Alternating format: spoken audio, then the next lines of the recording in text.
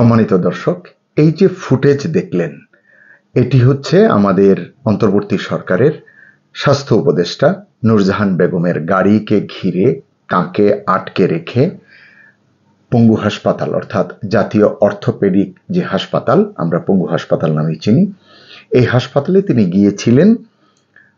July August যে আন্দোলন হয়েছে, এই আন্দোলনে যারা আহত হয়েছেন, আহতদের অনেকেই সেখানে চিকিৎসা নিচ্ছেন। জানা গেছে প্রায় 84 জনের মতো এখনো চিকিৎসা নিচ্ছেন সেখানে।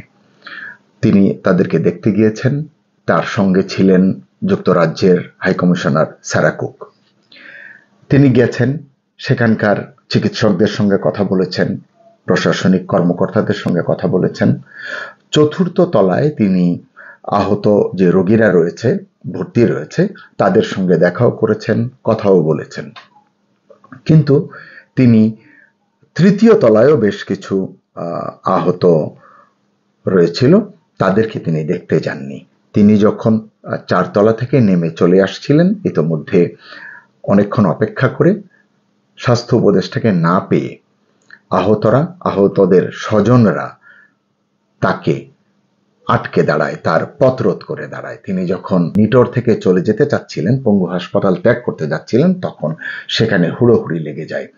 এবং শোনা যায় এমন যে স্বাস্থ্য উপদেষ্টার প্রোটোকলের কেউ একজন রোগীকে ধাক্কা দেয় এবং এরপরে পরিস্থিতি একটু উত্তাল হয়ে ওঠে এবং কিছুতেই স্বাস্থ্য উপদেষ্টা তার গাড়িতে করে পঙ্গু হাসপাতালের প্রাঙ্গণ থেকে বেরোতে পারেননি।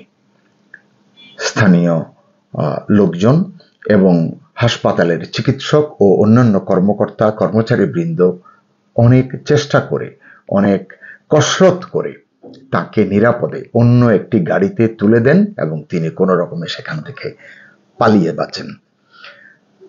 দুঃখের বিষয় হচ্ছে এটি যে প্রধান উপদেষ্টা প্রফেসর ডক্টর মোহাম্মদ ইউনূস এই মুহূর্তে আজারবাইজানের বাকুতে রয়েছেন। COP29 জলবায়ু সম্মেলনের সাইডলাইনে আজকে তিনি একটি বক্তৃতাও করেছেন।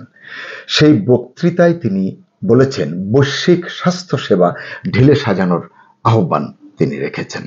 আমরা জানি তিনি আন্তর্জাতিক সেলিব্রিটি, তিনি এটি বলবেন।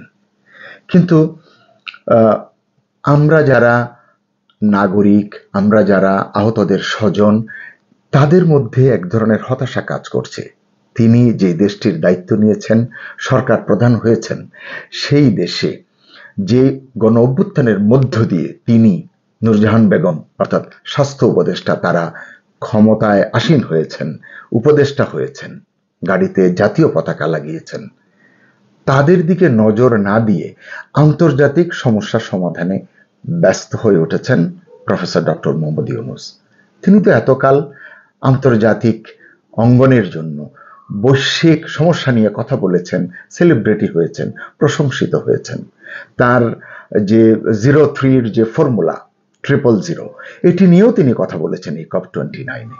সব ঠিক আছে, কিন্তু নিজের ঘর না সামলে আহতদেরকে যে প্রতিশ্রুত সাহায্য, অর্থ সহায়তা দেওয়ার, সেটি যথাযথভাবে কার্যকর না করে নিহতদের পরিবারের সদস্যদের পুনর্বাসনের প্রয়োজনীয় এবং কার্যকর ব্যবস্থা না করে এটি অত্যন্ত ধীর গতিতে করার কারণেই কিন্তু আজকে এই কথা উঠছে। প্রফেসর ইউনূস সারা বিশ্ব চষে বেড়াবেন, কথা বলবেন, এটি আমাদের জন্য গৌরবের।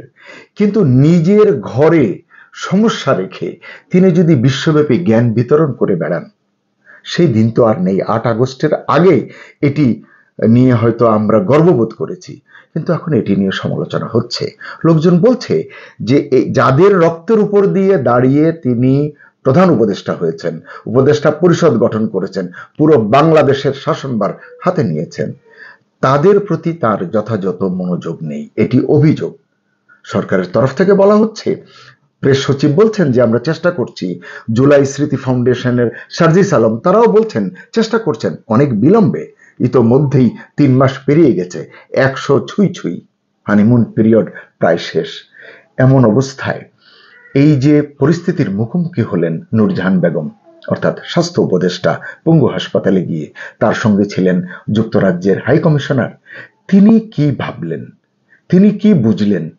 যেই ডক্টর মোহাম্মদ ইউনূসকে তারা চিনতেন, অত্যন্ত প্রশংসিত একজন মানুষ। তিনি যেই দেশের সরকার প্রধান, সেই দেশের যাদের আন্দোলনের মধ্য দিয়ে তিনি রাষ্ট্র ক্ষমতায়, তাদের প্রতি ডক্টর ইউনূসের সরকারের অবহেলা সারা কুকের মনে কি একটুও প্রশ্ন তৈরি করবে না? তারা কি ডিপ্লোম্যাটিক চ্যানেলে একটুও তার যথাযথ কর্তৃপক্ষ, তার সরকারকে, সরকার প্রধানকে জানাবে না যে আসলে বাংলাদেশের ভেতরে কি হচ্ছে? আসলে আমরা কিছু পাবার জন্য অনেক প্রতিশ্রুতি দিই, অনেক কথা বলি, পাওয়া হয়ে গেলে আমরা আসলে প্রতিশ্রুতিগুলো ভুলে যাই। এটি আমরা দেখেছি বাংলাদেশের গত 53 বছরের ইতিহাসে। একই ঘটনার পুনরাবৃত্তি হচ্ছে, তাও ডক্টর মোহাম্মদ ইউনূসের হাত ধরে। এটি সত্যিকার অর্থেই আমাদের মনকে মুষড়ে দেয়, আমরা হতাশ হয়ে পড়ি। এই হতাশা থেকে সত্যিই খুব দ্রুত মুক্তি মিলবে কিনা জানা নেই।